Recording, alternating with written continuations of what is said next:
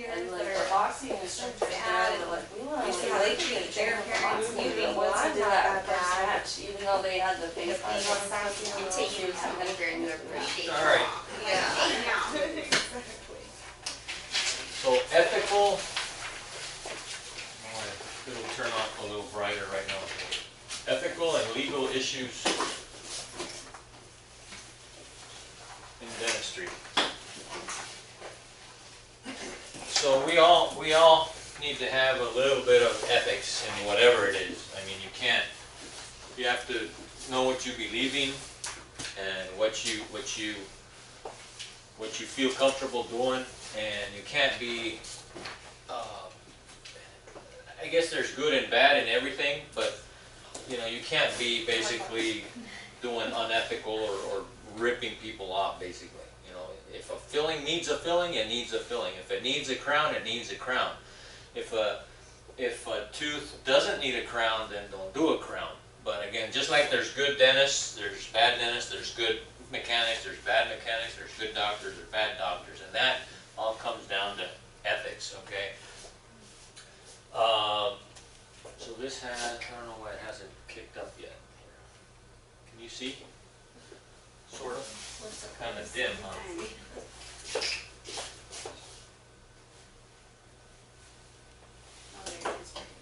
Oh, there it goes.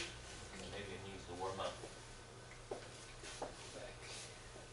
Okay, now when you see the asterisk and this little teepee, it means that it's a fill-in-the-blank question. Okay? So this you have to know for the test, plus it's a fill-in-the-blank. So it'll say something and you have to either put what ethics in dentistry means, basically. I don't remember what the question is, but you must have appropriate morals, values, and behaviors as they relate to patient care and the practice of dentistry. Okay, so I have to have my own morals, I have to have my own values, and behave properly as I'm treating a patient. Okay, that's basically what the ethics are in dentistry. Questions on that? So I don't remember, I think it says, I think the question says, how does ethics play in, or how does ethics take part in dentistry or something, or what is ethics in dentistry? And you must say that it deals with morals, values, behaviors as they relate to patient care. Okay, something about, and it doesn't have to be word for word. I just have to understand what you're saying. Okay, so basically the dentist has to be ethical, have good morals, have good values while he treats the patient. Okay, so basically, again, I'm going to give you the answers. So, and I still get students that get them wrong, or they leave them blank. Never leave anything blank. Okay, that's another thing, another question. Don't leave. Ask a question. I'll give you hints. Okay, so codes of ethics. Okay, that's basically a voluntary control put in place to assist the self-regulation of a profession. So all professions probably have a code of ethics, and they kind of regulate, self-regulate each other to keep that profession, you know, with a good name. You know, if you have bad things being said about dentists, like that dentist right now that killed that lion in Zimbabwe. Oh man, and they always say that dentist and that dentist, and they say, I don't like it. I don't hunt myself. It's like, I've got nothing to do with that. But that guy went and spent $60,000 to kill. I don't remember what's the name of that lion that he killed. Cecil. Man, poor. That's a beautiful animal. He killed it. Yeah, why did they just say that man paid $55? Yeah, they always Like, say that. I remember is that dentist in Florida Exactly. that put that kid and tore all her teeth. Oh, Exactly. I remember that. That was what, last year, the year before? Yeah, and Oh. like while they told the mom to stay in the lobby, and she's back there screaming, and Yeah. I don't know. Yeah. It's because he wanted to Well, rip off Medicare. And there's all, again, just like we talked, good ethics, you know. But anyway, that right now where that lion killing, and they always say that dentist, and it's like, say that guy. Not all dentists are 100. They just facing like, we want blood, you know. They have petitions out there. Oh, they yeah. destroyed him They on want Yelp. to ship him back to Yeah.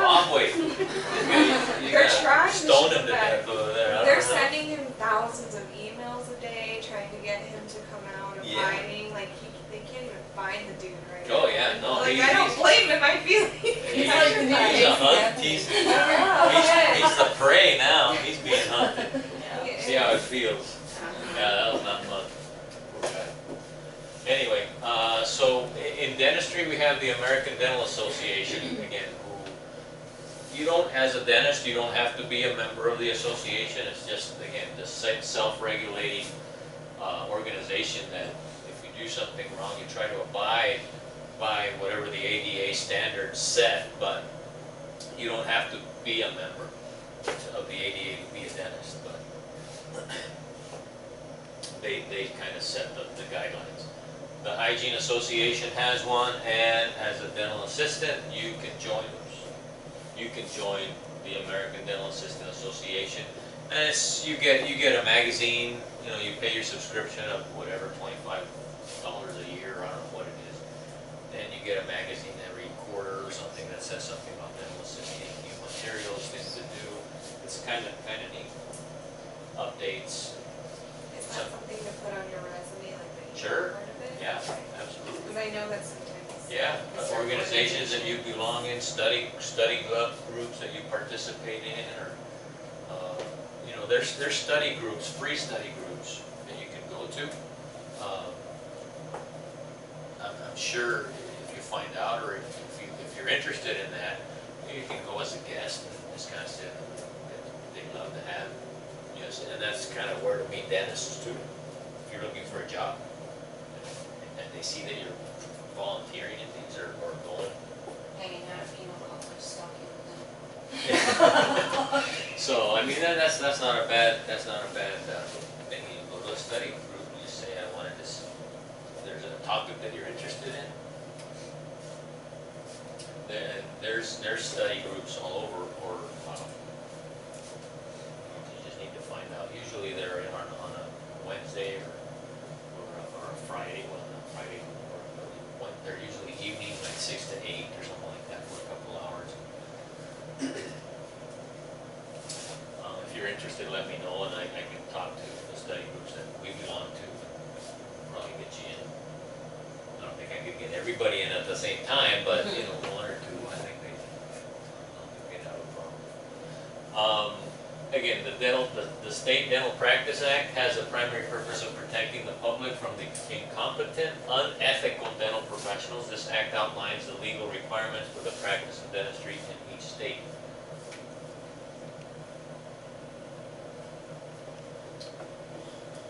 There it is. I was looking for that asterisk because I know the Dental Practice Act is on the test. So the Dental State Practice Act generally includes the following.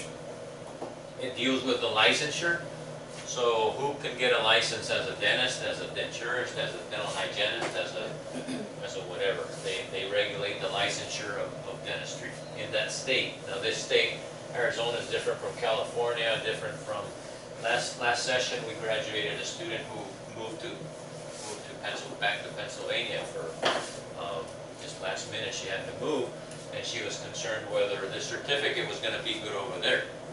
Well, it is good over there. The certificate is, because you're going to take the national board to pass the X-ray certification, but Pennsylvania has in their State Dental Act that they have to be registered with the state, and to be a registered dental assistant with the state, they have to take a written exam there. Okay, so I mean, I had to find that out for her. So different states have different requirements.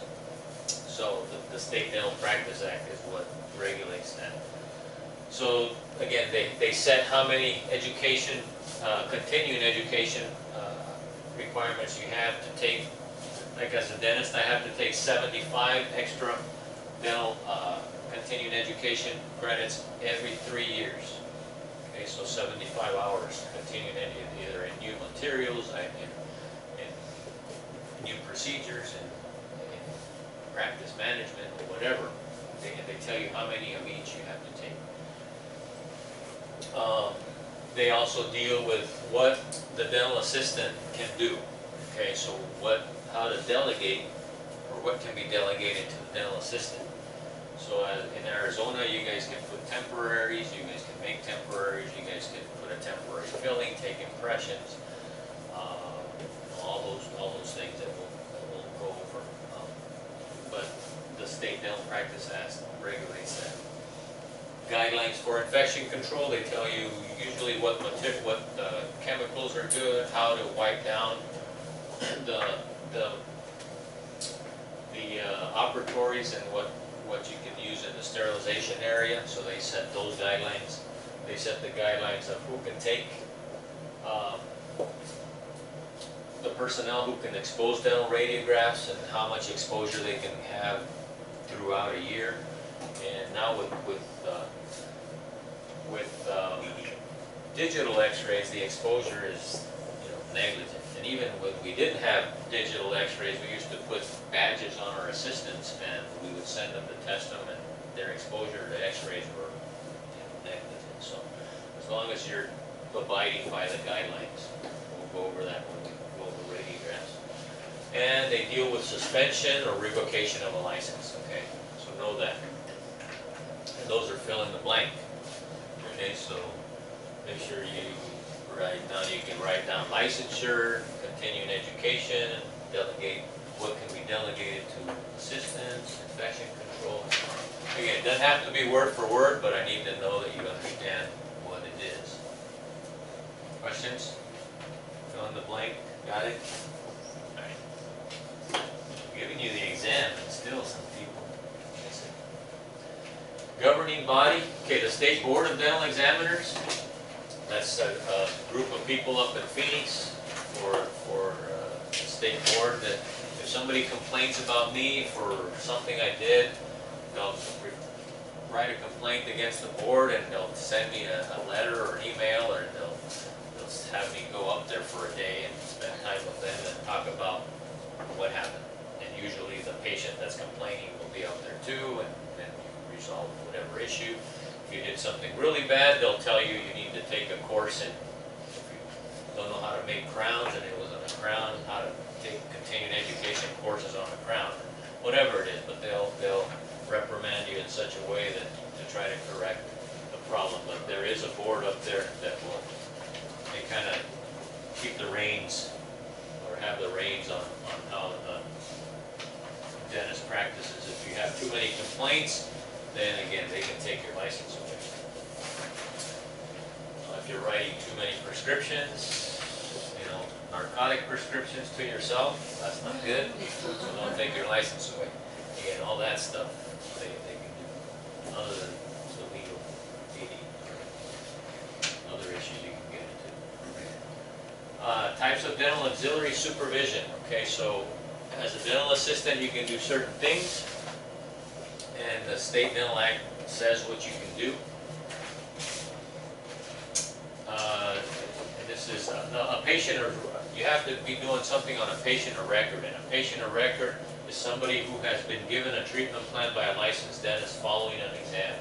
So and I've done this. Sometimes I'll get a patient, not too many times, but I have a patient comes in and I start to talk to them, and we just don't click. The patient is demanding too many things, and you can tell that patient is not realistic with what needs to be done. And at that point, if I have not done an exam, I can say, you know what, Mr. Smith, I can't do that for you. I don't think this is the right place for you. I think you can find another office that may want to do that for you, but I can't. You may get a patient who says, I want all my teeth taken out. I just want dentures. I don't want to deal with my teeth anymore. And if I don't believe that ethically, I can say, you know what, I don't think that's right. You may find somebody that does it, but why don't we find somebody else? But and if I do that before I do an exam, then they're not a patient of record, and everything is good. Once I do an exam and take x-rays and stuff like that, then they become a patient of record. Then I have to do something, okay, or somehow refer them to a specialist and say that, it's not something that I can do. You need to go over there, okay? But the supervision as a dental assistant, it has to be on a patient of record, and direct supervision is anything that you can do while the dentist is in the building.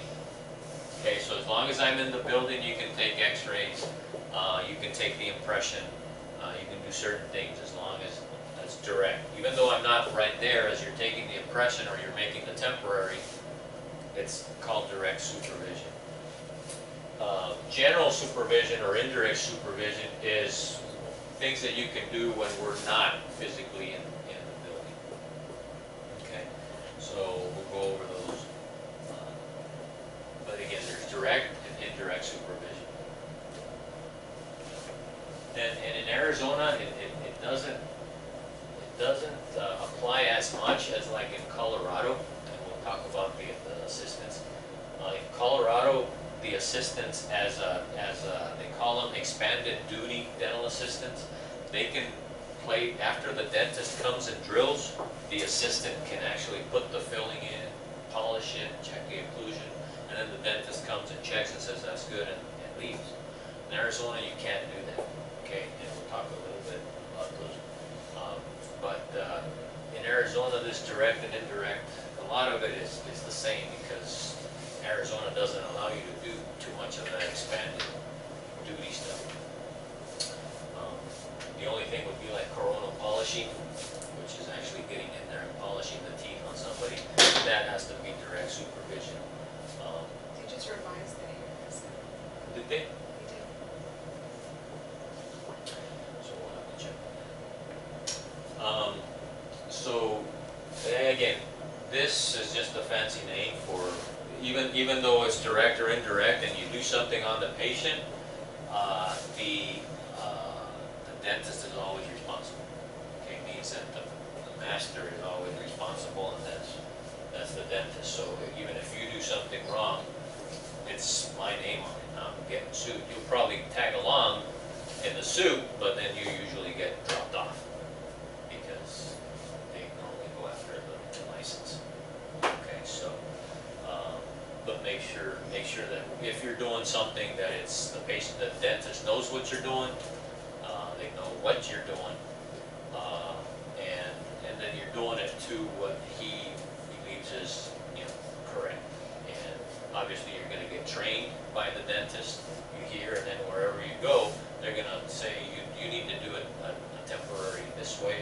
I like it this way, and I want to cement it with this cement, and I want this and that, and it should look like this. And if not, then then you won't be doing it. But again, you're doing. He'll give you the authority to do it, but to his liking, okay, or her liking. Again, but ultimately, if something goes wrong, the dentist is the one who's responsible. Just because they're responsible, don't be doing things you're not supposed to, because. You'll never work in this town again. Yeah, exactly. And it's a small community. You are correct about that. Okay, so we talked about assistants in Colorado, but there is such a thing as a certified dental assistant. Arizona does not recognize that, though. This is a title that is awarded by the Dental Assisting National Board, which is called DANB. It's a certification that is obtained after completion of a certification exam. Certification must be renewed annually with a specific number of continuing education hours. The title of CDA is not a requirement to become employed as a dental assistant. And usually to become a certified dental assistant, there's three exams. And I think I have that in another slide. But it's the radiology exam, which you guys will take at the end of the course, and that's a DAMB exam. But then there's an infection control exam that you can take. And then there's a chair-side exam that you can take, okay? When you go to Pima Community College or an accredited dental assisting school, when you finish there, you can apply for this exam. Just because of how long their course is, you can apply for a certification and take those three exams right off the bat. If you go to a non-accredited dental assisting school, which this one or or any of the other non-accredited dental assisting school, you can't take this right off the bat. You have to have, I think they say, at least 2 years of experience before you can apply for the certification. Okay, that's the only difference. But in Arizona, you can't do anything other than being a certified dental assistant. It's a title, but in Colorado, a certified dental assistant can do a lot. That's where I trained. So, a registered dental assistant.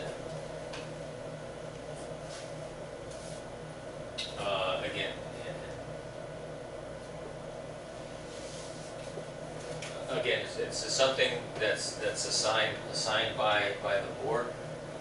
You can perform expanded or advanced function. Renewal is required with a specified number of continuing hours as well. The difference between an RDA, CDA, and a qualified. So here, basically, in Arizona, it's a qualified dental assistant.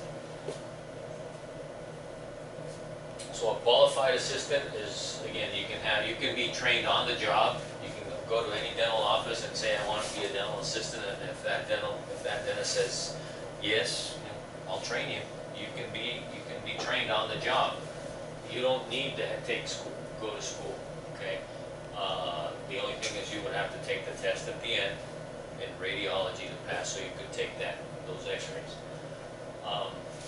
But I know dentists who have done that and said, man, they've gone, or they liked a bank teller she was, and she had a really good personality, and he convinced her, well, come work at my office, and he trained her, and she's a real good dental assistant. So again, personality has a lot to do with it, so again, in Arizona, you're a dental assistant. A registered dental assistant is a dental assistant who has successfully completed the state level registration of the State Board of Dental Assistant, and usually, again, like that assistant who went to Pennsylvania. Pennsylvania is a registered dental assistant. She has got to register with the state, and she has to present an exam there so that she can be an assistant in Pennsylvania. Arizona doesn't have that. Okay, in Arizona you are a qualified dental assistant, basically. And then the certified dental assistant or an expanded duty dental assistant is, again, one who has to take these exams. You're going to take the radiation exam, the infection control exam, and then the chairside exam. And again, depending on when you take those, depends on what dental assisting school you took. Questions on dental assisting, or qualifications, I guess. And again, you can go to your bachelor's and master's, and if you want in dental assisting, you can continue with further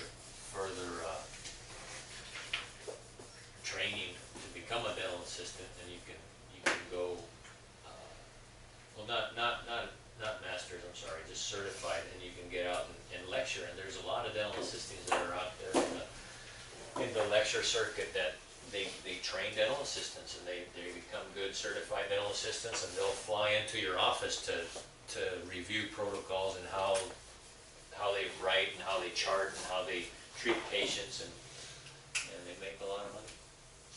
Okay, I have a question about, okay, so, when we finish this course, we'll be qualified Correct. dental assistants. Correct.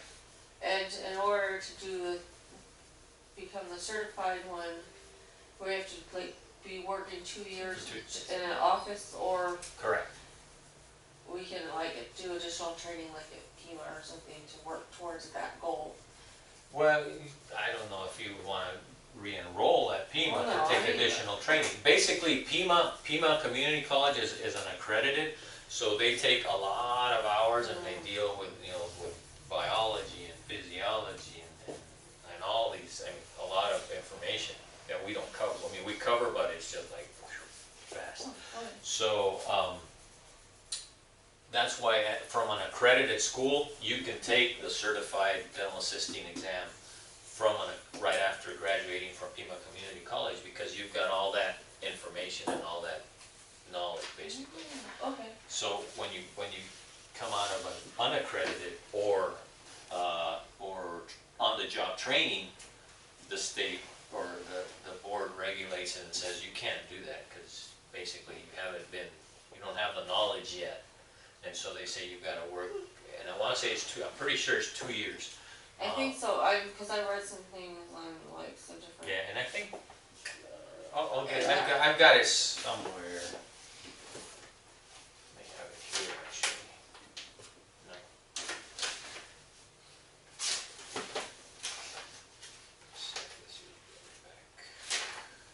No, but I've got the flyer on the certified dental assistants I can give you.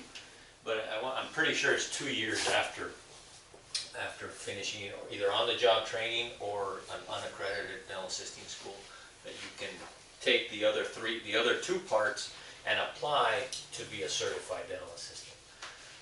But again, in the state of Arizona, it's just your title. Okay, because you can't do anything else in Arizona. That if you were in Colorado, then you could place the fillings, you could, do other things that in Arizona you can't. So, but it's a good title to have if you do want to have it and you're a certified dental assistant. Obviously you can, if you do have that, means that one, you've got more training, more knowledge, you've got that experience and that, all that behind you. So you can probably get a better job or move up in the Or have the option to move to any state I want, no tornadoes, no. Well, you're in Arizona, there's no tornadoes. Yeah. Tsunamis, Perfect place hurricanes. You come to Arizona. Okay, That's good, so, thank you. yeah. And I've got that information for certified dental assistants. Managing risk, okay, again, we live in a society where there is a lot of law issues and a lot of people suing everybody for anything, okay?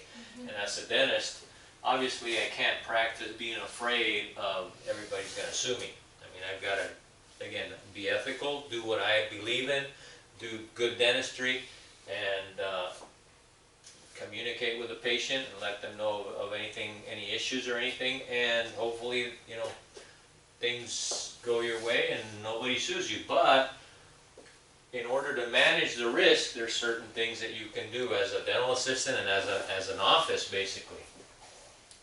And the entire team can employ certain practices and techniques to decrease the likelihood of malpractice or lawsuit. Okay. One of the ways to do it is good records, good charting. Okay, keep accurate and complete records is the best way for a dental team to protect against any legal action. Okay, and you have to document. And Dr. Cervantes he has his assistant, document. I mean, it's a story. Okay, but as long as you've got, if I tell a patient, Mrs. Smith, I was doing this root canal, and usually for major procedures we have them sign, and we'll go over right now. They sign a consent form. And Mrs. Smith, I was doing this root canal, and as we talked about in our risks, one of my files broke at the end of the root. It was towards the end of the procedure. I think it'll be fine. We're going to go ahead and fill it. It should be fine. If there's any complications later, we'll have an endodontist take a look at it. So at the end of the procedure, the patient is aware of that. I've had that happen. But if you're upfront with the patient, again, those are risks, and you take risks everywhere. And we're dealing with these little bitty files going inside a canal, and sometimes they'll lock and they'll snap. They break. And it's just one of those things. But as long as you're honest and you tell them up front, that things can happen, and if they do, you tell them, then usually it won't come back to haunt you. If you don't tell them, and 5 years down the road, their tooth abscesses and they lose the tooth, and it's like, well, somebody did a root canal and they left a file inside your tooth. Well, I didn't know that. Well, guess what? You're going to be getting a call from a lawyer saying this patient lost a tooth.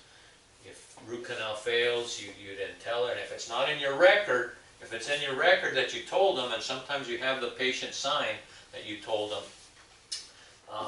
then you're okay. But if nothing was said, then guess what? You're going to pay for the extraction, you're going to pay for an implant or a bridge, and you're going to pay for the attorney's fees for the lawsuit. So again, you just have to be upfront with the patients and let them know. I mean, dentistry is a practice and things happen, and I've had things happen, and knock on wood, I've never been sued, but usually I'm upfront with a patient, and I tell them anything that's happened. So you have to have good documentation.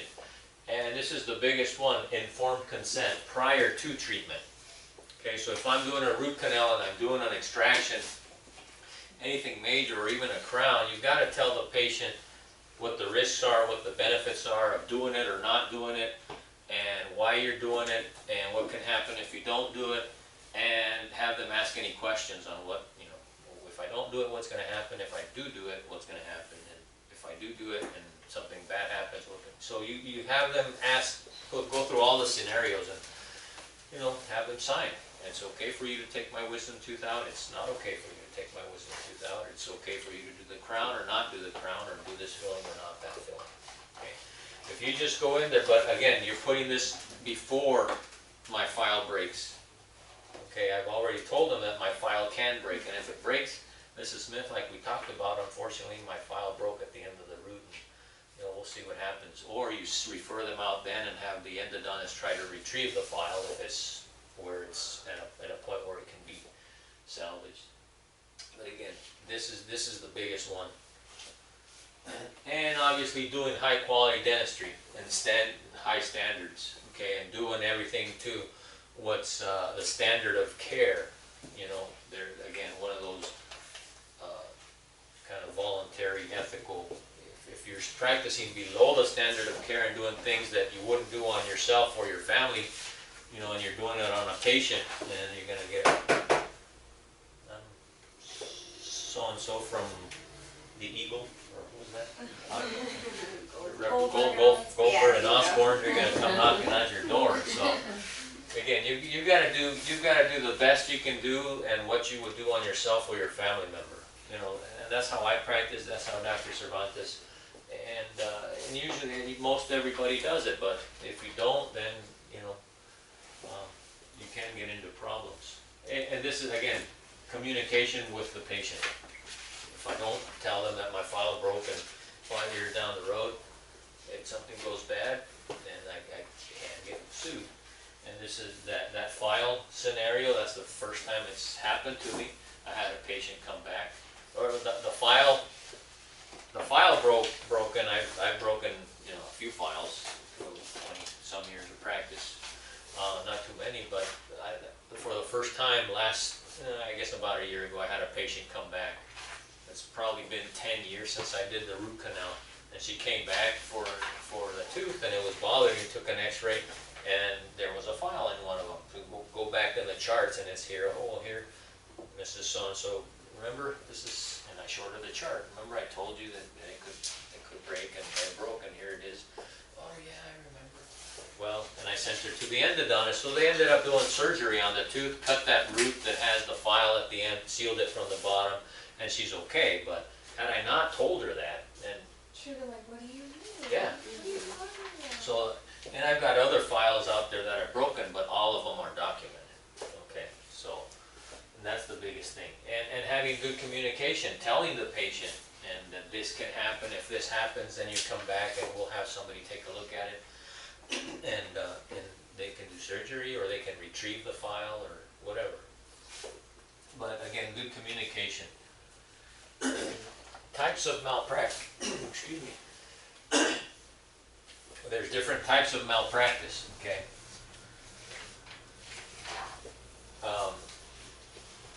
So malpractice is basically negligence. You know, you can be negligent in different ways. And the first one is just being negligent, and you failure to deliver due care to patient. If a patient comes in and they need work done, and I don't do the proper work, I do something different, you know, or above and beyond, that they didn't need something, and I did, like they needed a filling, and I did a crown, or they needed a crown and I didn't do a crown, okay, then I can be negligent or failure to deliver the due care. Okay. The other thing is omission. Okay, you can be negligent due to omission, and that's if a patient needs a filling and I don't diagnose it or I don't tell them, and you know, a few years later the patient ends up requiring a root canal, or they end up losing the tooth. And they come back and, well, you never told me I needed that. Well, and they lose the tooth, well, you're going to be writing a check. the other one, no, that's just an example. And the other one is by negligent by commission. And that is where if I see a patient that needs an extraction, say, and I say, oh, I can do that for you, and I get in there and I start going in there and the tooth breaks, and I keep going and I keep filing and I keep and it takes me 2 hours to take the tooth out, and the patient has a dry socket or complications or whatever, nerve damage, or cause a big defect in the bone because you were removing too much bone. The patient comes back and you're going to get Goldberg and Osborne again because you should have referred that patient. You got in over your head. Okay, you did something you probably should have referred out. Okay, and if the patient was unhappy with the result and they could have been avoided, you're going to get sued. Okay, so did I just give you? I think I gave you an example earlier. No, in that last class. Okay. So again, basically that if you need to use a referral, or I did for the endodontist. If the endodontist, I thought I remembered saying something about. So if I get in there and I just saw a patient yesterday. I got into a patient, older patient. She's like 85, 86, has a bridge. She's missing a tooth. She has a bridge, which means it's from one tooth connected, the false tooth, and then on the front. And the front tooth was bothering her. She came in. I started the root canal through the crown, through the bridge. I got in, and I just could not find the canal. I could see the canal in the x-ray, and after a while, I took another x-ray, and I was in the right area, but I still could not get into the canal to do the root canal. And she's an older patient. I'd been trying for almost an hour, the appointment, and I couldn't find it, and I keep breaking or not breaking, but bending my files because I couldn't get into the canal. So I said, Mrs. So-and-so, I'm going to send you to Dr. Pena. He's got, a microscope. He's got some other tools that I don't have. And she came in yesterday, and so Dr. Pena finished the root canal, and I was able to finish the restoration.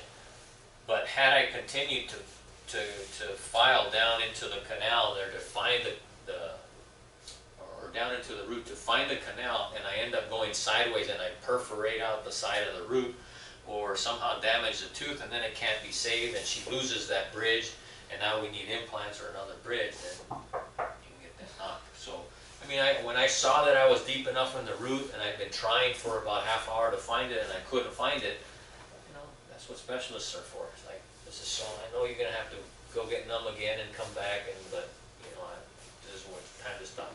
So you need to know when it's the proper time to stop and refer them out. If you don't, then you're negligent by commission, and you're gonna get a knock on the door. Especially if there was injury. Wisdom teeth extractions are a big one. If you're extracting wisdom teeth, you've got the nerve down there that could end up with damage to the nerve.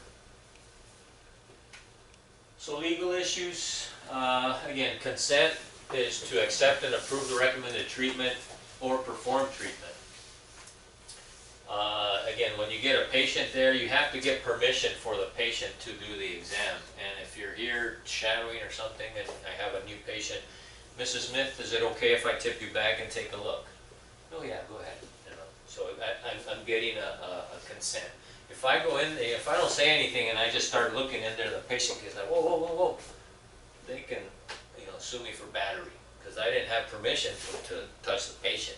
So obviously I'm exaggerating there, but you could get a patient to come in here and if you go in and you didn't ask for permission to start the exam, it's like, wait, I don't want you to, I just want to talk.